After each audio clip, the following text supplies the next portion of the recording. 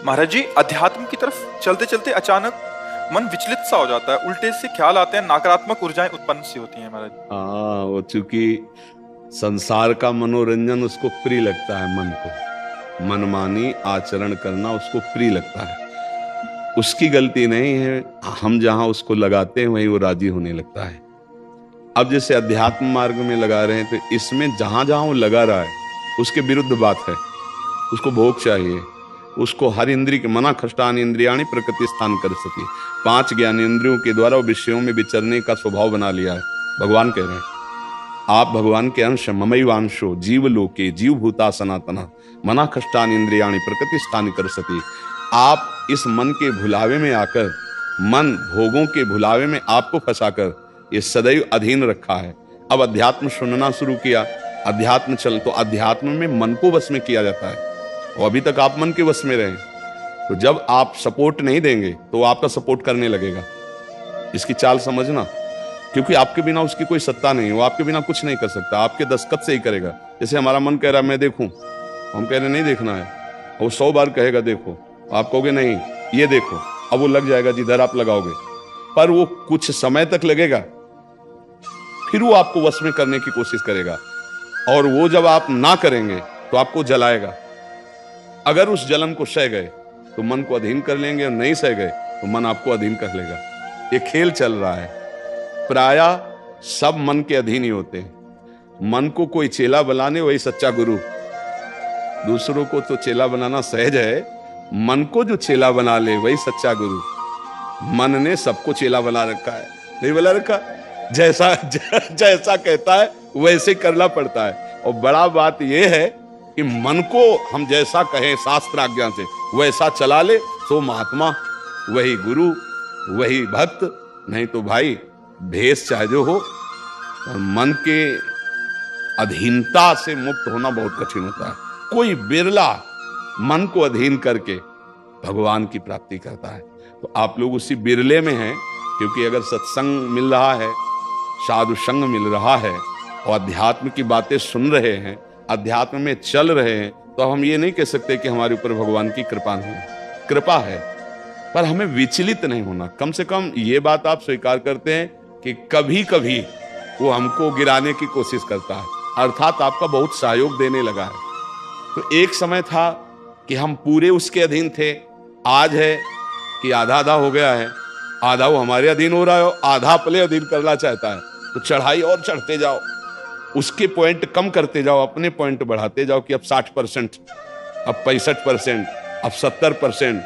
फिर जिस दिन 100% तुम्हारे अधीन हो गया, उसी दिन भगवान के आनंद का जो स्वरूप है वो प्रकाशित कर देगा। अब ये लड़ाई बहुत जोर की है, छोटी मोटी लड़ाई नहीं है। वो छोटा मोटा शक्तिशाली नहीं, बहुत शक्तिशाली है। क्या? आपको सपोर्ट देगा, राधा राधा राधा, फिर धीरे से आपके सामने रखेगा। देखो इतने दिन जब करते हुआ कोई सुख तो नहीं मिल रहा, इसको भोगो, अभी आनंद आ जाएगा। और देखो ये भोग आपके पास व्यवस्थित है, देखो ना अभी आनंद आ जाएगा। अच्छा, अब रुका राधा नाम, अब वो उस भोग में ले गया। अब राधा नाम जपना चाहोगे तो अच्छा नहीं लगेगा, अरुचि, वो अपने अधीन करता चला जाएगा। कोई विवेकवान गुरु कृपा पात्र इसकी ये चाल समझ जाता है, अरे अरे मुझे तो पुनः फंसा रहा है, गिरा रहा है, नहीं नहीं नहीं, राधा राधा राधा राधा राधा राधा राधा राधा राधा, तब बचा जा सकता है। ये बहुत प्रवीण है मन, बहुत फुसला के फंसाता है। ऐसे ही फंसाता है कि देखो देख लेंगे, छुएंगे थोड़ी, नजदीक पहुंचा जिस विषय का छू लेंगे, कुछ होगा थोड़ी, और धीरे धीरे धीरे वो तुम्हें लगेगा कि यार गलती हो गई, ऐसा क्यों हो गया, ऐसा यूं हो गया कि उसकी चाल को नहीं समझ पाए हम, उसकी चाल को नहीं समझ पाए। हर एक इंद्री के साथ ये जुड़ा हुआ है। ये सुन लेंगे, ये देख लेंगे, ये छू लेंगे, ये भोग लेंगे। इन्हीं इंद्रियों के कारण हमें परमात्मा प्राप्ति नहीं हो रही। यही इंद्रियां भोगों में फंसाए हुए हैं और उसका मुखिया ये मन है। और ये बहुत चतुर मंत्री है आपका मंत्री। पर ऐसा समझ लो कि भोला राजा और चतुर मंत्री, तो उसकी दुर्दशा कैसी होती राजा की। जो सलाह देता है वैसे ही कर देता है और फंसता चला जाता है, और मंत्री अपने को बलवान बनाकर केवल नाम मात्र का राजा उसको बनाए हुए सारा काम वही कर रहा है। देख लो आप, नाम मात्र के आप जीवात्मा भगवान के अंश हो, सारा काम वही मन कर रहा है। हमारा मन कर रहा है आज ये खाएं तो हम खाएं, नहीं, ये मन की मांग है, तेरी मांग नहीं है। लेकिन ऐसा कौन भेद पैदा कर पाता है? अब मेरा मन कह रहा है आज ये देखा जाए, तो अब भाई देखा जाए। मेरा मन कह रहा है, तो कभी कभी मन अच्छा सपोर्ट करता है। जैसे आपको मन ने ही कहा चलो चलते हैं सत्संग में, बाबा के पास बैठते हैं वृंदावन में, तो अच्छा सपोर्ट दिया ना। वो सपोर्ट ना देता तो आप नहीं आ पाते। बस इसको अच्छे सपोर्ट के पॉइंट में लगाते रहो, और जब बुरा सपोर्ट करे उस समय सहना बहुत कठिन होता है। अगर मन ने ठान लिया कि अब ये करना है और आपने कह दिया ना, तो आपको जलाना शुरू करेगा, और उस जलन को जो सह गया, यम ही न व्यथ्यन्ते पुरुषम पुरुषर्षव सम दुखा सुखाधीरम स्वमृतत्वाय कल्पते, उस जलन को जो सह गया सो भगवान को प्राप्त करने की सामर्थ्य रख लेता है। बहुत कठिन है मन की जलन को सहना। बाहर के थप्पड़ सह जाना सही, लेकिन मन के थप्पड़ सहना बहुत कठिन, सबको गिरा देता है। इसका बहुत विचित्र बल होता है, और इससे बचने का केवल एक उपाय है, नाम जप न छूटे, और ये स्वीकार मत करो कि मुझे चाहिए। जैसे मन कह रहा है आज उस होटल में चलते हैं, अब रसेंद्री और मन एक हो गया। अब आपको लगता है मेरी मांग है, तो बोले भाई आज मेरा मन कह रहा यही, आज मेरा मन कह रहा है कि आज उस होटल का भोजन होना चाहिए। अरे तेरा मन कह रहा है, तू खुद कह रहा है, अब उसमें निर्णय करो सही है कि गलत। अगर गलत लग रहा है इसकी चाल, तो आप मत जाओ। घर में रोटी दाल बनाओ, इसको अच्छा नहीं लगेगा, ये 100 बार कहेगा नहीं नहीं, तो आपको नहीं भाई आज तो यही खाना पड़ेगा। कल भले विचार करेंगे, कल विचार करेंगे आपकी बात पर आज नहीं, आज तो ऐसे बस में करना होता है। एक साधु के मन में आई कि खीर मिले, बहुत दिन से नहीं मिली, मन है कभी कुछ भी सोच सकता है, बहुत व्याकुलता हो गई, बस खीर खीर खीर। तो एक भगत के यहाँ गए, 10-5 गाय भैंस बंधी थी, उनका कि आपकी श्रद्धा है संतों पर? उनका महाराज आदेश कीजिए। तो बोले 10 संतों के लिए खीर बना सकते हो आप?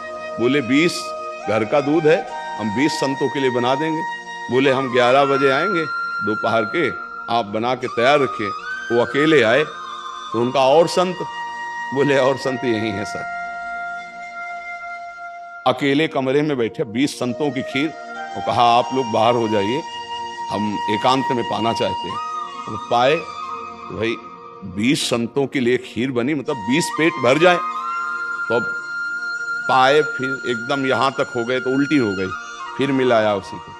फिर मन कह रहा नहीं अब खीर नहीं चाहिए। बोले नहीं, खाओ खाओ खीर। रोमांच हो गया, नहीं खाएंगे एकदम। तो बोले जिंदगी में खीर का नाम मत लेना, जिंदगी। तो या तो ऐसे उतरो, या तो ऐसे उतरो। इसको वश में करना बहुत अच्छा। एकदम विरोध भी नहीं कर सकते आप इसका, चल ही नहीं पाओगे। इसका विरोध भी एकदम नहीं कर सकते, सपोर्ट भी करना पड़ेगा। तो अच्छी बात में इसका सपोर्ट करो। अब कह रहा है जैसे हमें आज मीठा खाना है, ठीक है तुम्हारी मांग बुरी नहीं है। गए किसी अच्छी दुकान से लिया, ठाकुर जी को भोग लगाया, भाई तो उसका सपोर्ट हो गया। अब वो बुरी बात कह रहा है, अब नहीं मानना है। उस समय जो जलन उसे सह जाओ, बस यही साधना का है। मन को अगर अधीन कर लिया तो बात बन गई। एक हम बार बार सुनाया करते कि मन मारिया तन बस में कीना, हुआ भरम सब दूर, बाहर से कछ दिखत नाई अंदर चमके नूर। आपो त्याग जगत में बैठे नहीं किसी से काम, उनमें तो कछु अंतर नाई संत कहो चाहे राम। वो गृहस्थी में भी है। आप एक पत्नी व्रत लिए हुए धर्म से आप चलते हैं, दूसरी किसी माता बहन की तरफ गंदी दृष्टि नहीं, धर्म से धन कमाते, परिवार का पोषण करते, नाम जब आप महात्मा है, आप सतमार्ग के पथिक हैं, क्योंकि आप अपने प्रवृत्ति धर्म से चल रहे हैं और एक निवृत्ति में अपने धर्म से चल रहा है, तो वो महात्मा है। ऐसा महात्मा का मतलब केवल वेश से नहीं होता, महात्मा का मतलब उस लक्षण से होता है। अगर आप भागवतिक लक्षण से हैं तो आप भक्त हैं, आप वैष्णव हैं, आप महात्मा हैं। तो मनुष्य जीवन का परम लक्ष्य है मन को अधीन करके परमात्मा प्राप्ति करना। अगर मन अधीन नहीं हुआ तो परमात्मा प्राप्ति में बड़ी बाधा खड़ी हो जाती है। नाम जप करते रहो, धीरे धीरे वो बल आता रहेगा नाम जप से कि आप मन को अधीन कर लोगे। नहीं तो पीछे वाले बैच में यही कह रहे थे कि जितनी जेल भरी है ये सब मन से ही भरी है। नहीं बोले ऐसा क्यों किया? बोले मन ने कह दिया, आप क्या करें, हम तो कहते थे नहीं करना, पर इस मन ने फंसा दिया। तो बोले 20 साल की सजा, अब भोगो जेल। मन की एक हरकत ने पूरा जीवन बर्बाद कर दिया। मन की एक हरकत ने फांसी पे चढ़वा दिया। वही मन की तो हरकत है। तो हमें लगता है बहुत होश में रह जाए, ये जो मंत्री है सलाहकार मन, इस पर नजर रखी जाए कि इसकी गलत सलाह पे दस्तखत ना करो। और अगर आप स्वीकृति नहीं देंगे तो कुछ नहीं कर पाएगा, पक्का समझना। आपकी स्वीकृति से ही होता है जो कुछ होता है। आप जाके देते हैं कि चलो अच्छा ठीक है, बस फिर आपकी कोई गम नहीं है, वो आपसे करवा के मालेगा। इतना बलवान मन है, बड़े बड़ों से करवा लेता है। आप तो मान लो गृहस्थी में हो, जिसने आजीवन भगवान का मार्ग चयन किया है उसको भूल में डाल देता है, गलत मार्ग में ले जाता है। आप तो गृहस्थी में मान लो आपसे चूक होना स्वाभाविक है, क्योंकि प्रपंच माया प्रपंच में जिसने जीवन भर के लिए नियम लिया है उससे भी चूक करवा देता है। बड़ा विचित्र मन है। हाँ, अगर मन कहीं अधीन हुआ है तो भगवान का आश्रय लेकर और विवेक के द्वारा इसे अधीन किया जाता है। और विवेक ये बाजार में मिलता नहीं है, ये सत्संग से मिलता है। जैसे आप सुन रहे हैं, बिन सत्संग विवेक न होई और राम कृपा बिन सुलभ न सोई। सत्संग होता है भगवान की कृपा से, और सत्संग से मिलता है विवेक, और विवेक से मन का शासन निर्णय किया है, तू गलत सलाह दे रहा है और मेरी मांग नहीं तेरी मांग है, मैं इसको रिजेक्ट करता हूं, नहीं पास करता हूं। बस वो कुछ नहीं कर पाए। पर इतना ज्ञान नहीं रहता भैया, जहां वो मन से आज गरम गरम कचौड़ी दाल की हो और फिर चटनी हो, फिर अब आप खोज करोगे कहाँ बन रही है, हम खरीद के खाएं। मन ऐसे फंसा रहा। आप देखो ना, अपने घर में सब भोग सामग्री है, लेकिन जिनका मन, जो भजन नहीं करते, जो सत्संग नहीं करते, उनका मन गंदे आचरणों में फंसा है। घर में वो सब भोग सामग्री धर्म पूर्वक भोग करके वो भगवान को प्राप्त कर सकते थे, लेकिन वो अधर्माचरण, कलह, अशांति घर में है, और उनका मन कहाँ ले जाता है, गंदे गंदी जगह उनको फंसा है। ये मन की चाल है। आपके घर में है, धर्म पूर्वक भोग सकते हैं, लेकिन आपसे अधर्म करवाता है, पापाचरण करवाता है। आप विचार करो क्या है इन शरीरों में, क्या है, या उन भोगों में क्या है। कितना भोगोगे, चाहे जितना भोग लो, कभी तृप्ति होने वाली नहीं। और धर्म से चलोगे तो एक दिन इनसे निवृत्ति हो जाएगी, तृप्ति तो नहीं, निवृत्ति हो जाएगी, और आप प्रभु को प्यारे, प्रभु के प्रियजन बन जाएंगे। यही मनुष्य जीवन का लाभ है कि हम कमाई करने आए धर्म की, पुण्य की, नाम की, भगवान का नाम जप करके मंगल करने की। पर ये दिमाग में नहीं रहता, और यही लगता है जितना धन हो जाए, जितनी भोग सामग्री हो जाए, खूब भोगे, मौज से जिए। पर अधर्म आचरण करने वाला कभी मौज से नहीं रह सकता। ये शब्द याद रखो, चिंता, भय, शोक, घबराहट और दुख, ये उसको कभी छोड़ेगा नहीं जो पाप कर्म करता है। अचानक बेमतलब की कल्पना भय की सवार रहेगी, और धीरे धीरे वो मन डिप्रेशन में पहुंचने लगता है। क्यों? क्योंकि पापाचरण हो जाता है। और घर के किसी व्यक्ति से ठीक से बात नहीं करेगा। क्यों? अंदर से डिस्टर्ब हो चुका है। ये क्यों हुआ? बोले पापाचरण से हुआ। आज बहुत ज्यादा लोग डिप्रेशन में जा रहे हैं, बहुत ज्यादा लोग। इसका कारण जानते हो क्या है? यही मनमानी आचरण। मनमानी आचरण बचपन से शुरू हो जाता है, गंदा आचरण, गंदा व्यवहार, और वो दिमाग काम नहीं करता। एक प्रियता हमारे अंदर होती है कि कोई हमें प्यार करे, आप समझना। एक हमारे अंदर प्रेम की मांग होती है कि कोई हमें प्यार करे। नौ किशोर अवस्था में, जब यौवन अवस्था का, अगर उस समय हमें गलत संग मिल गया तो विक्षिप्त हो जाता है चित्त। अच्छा, प्यार कोई समझ पावे तो मुश्किल की बात है। प्रेम का निर्वाह तो सिर्फ भगवान करते हैं, या भगवान प्रदत्त ऐसा कोई दे दे जो प्रेम का निर्वाह करे। नहीं, अपने हृदय से जिसको हम प्रेम करते हैं और वो कहीं दूसरी जगह देख रहा है, अब विक्षिप्त हो जाएगा वो व्यक्ति, नहीं हो जाएगा। और ये प्रायः बहुत तायत में हो रहा है। क्यों? क्योंकि पूर्व संस्कार बन गए। अच्छा, जैसे देखना, बॉयफ्रेंड गर्लफ्रेंड, ब्रेकअप, फिर बॉयफ्रेंड, फिर गर्लफ्रेंड। समझ रहे हैं क्या संस्कार पड़ रहा बच्चों के अंदर?